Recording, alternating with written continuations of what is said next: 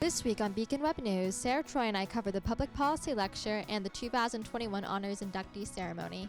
That's all coming up next on Beacon Web News.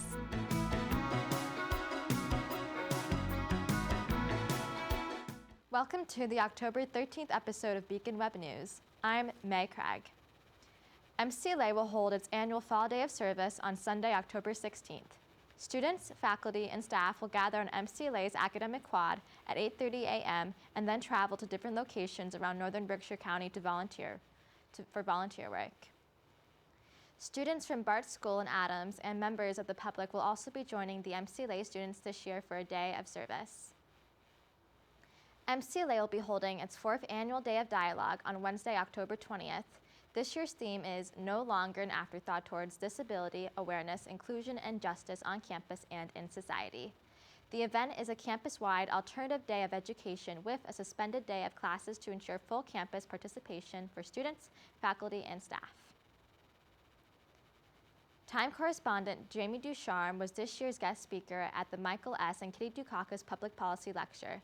Ducharme talked about the cultural phenomena and development behind the vaping industry in her first book, Big Vape, The Incendiary Rise of Juul.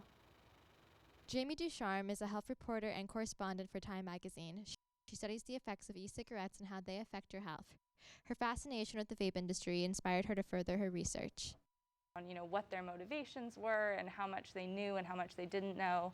And I just started to realize that to cover all of that, it would have to be a book. I was never going to be able to cover all of that in one magazine story.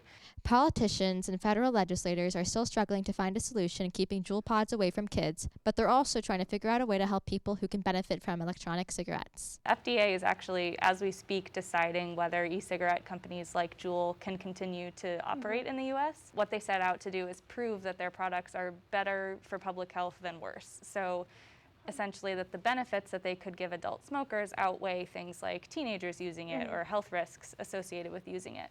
Okay. So the FDA has already denied about 1 million of those applications. Ducharme also expresses her opinion on what she thinks the future of vaping looks like in the United States and whether or not vaping will become prevalent in other countries. So we're at this interesting point where, depending on what they decide, e-cigarettes could be basically vanishing from the U.S. market entirely, or they could stay in the way that they currently do. So do you think the inventors, investors, and employees of PAX Lab really didn't have youth in mind when advertising their products? Yeah, I mean, that's the $1 million question. Yeah. I never, in any of my reporting, found any evidence that anyone purposely set out to target kids with those ads. I think all they cared about was creating a flashy ad campaign that would get them noticed. And nobody was really willing to say, maybe it's worth it if we grow a little slower and sacrifice a little business up front, but we do it in a responsible way. So, I can't rule anything out, but in my opinion, after reporting the book, I would say it's more an issue of recklessness versus, purposely setting out to addict teenagers. For years and years and years, teen cigarette smoking was declining.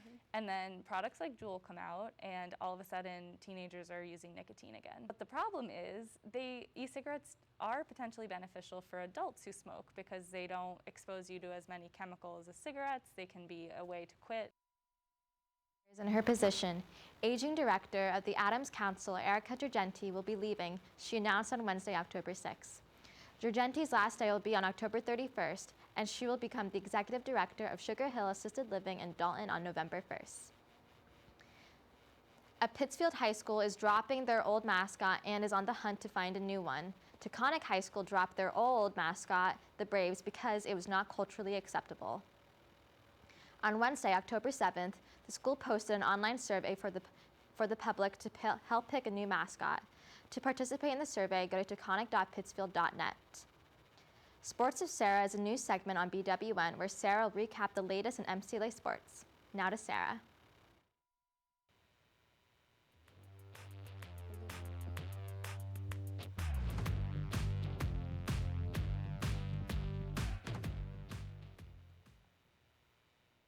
Hello, welcome to Sports with Sarah. I'm Sarah Tomczyk. Going through the month of October, all MCLA sports, men's soccer, women's soccer, volleyball, and golf are wrapping up their seasons.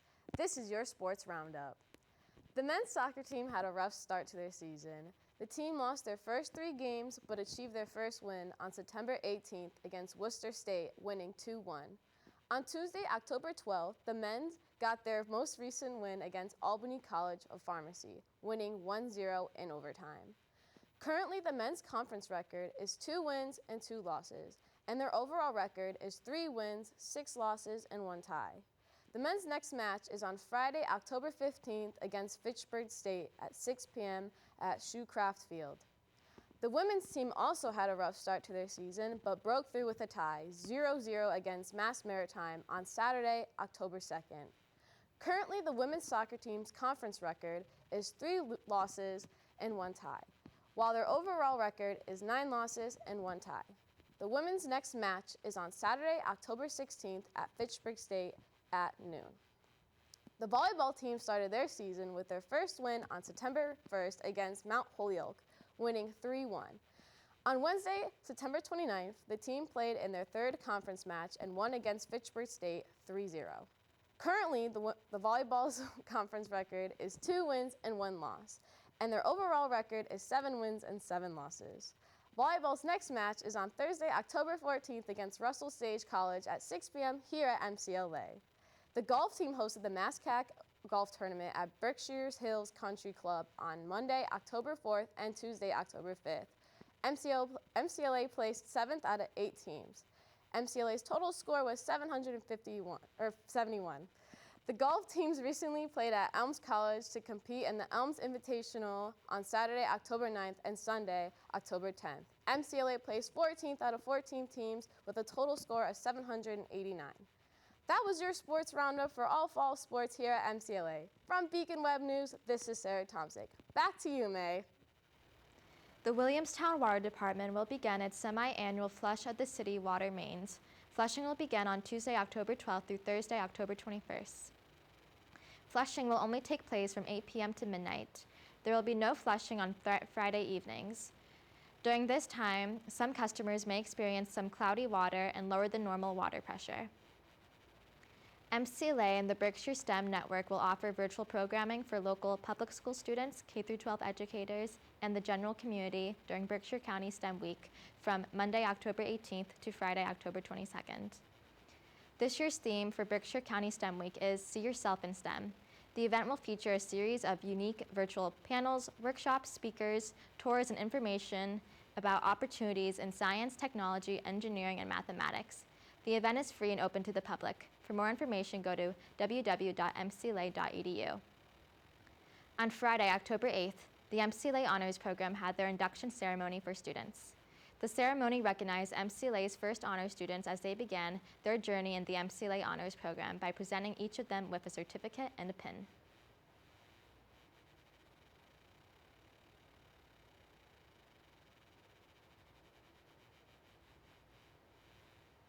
An induction ceremony is a way for them to connect with each other, to know that there are other people in the program, and to feel like a sense of belonging.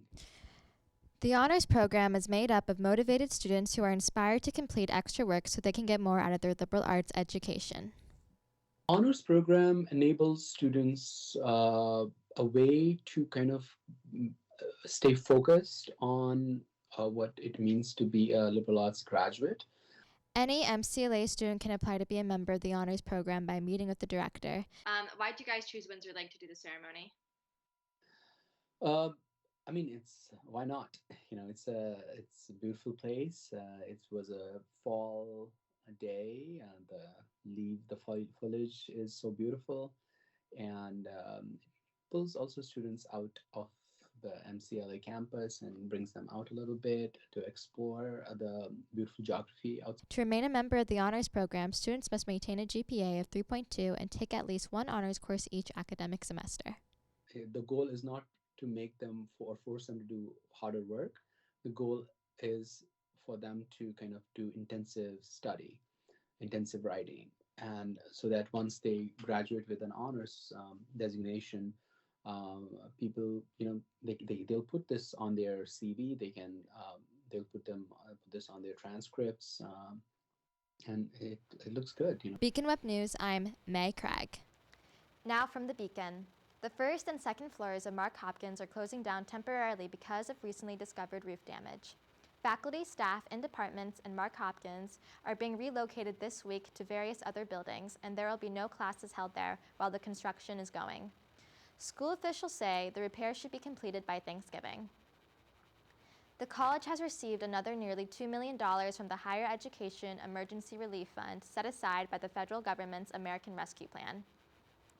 MCLA will be using that money to disperse a third round of COVID relief funds to students this semester following the CARES Act last spring and the CARES Appropriations Act funding for the 2020-2021 academic year.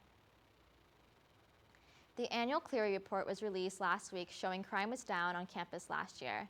Co-editor-in-chief Mike O'Brien talked to Public Safety Chief Daniel Colano about the Clery report.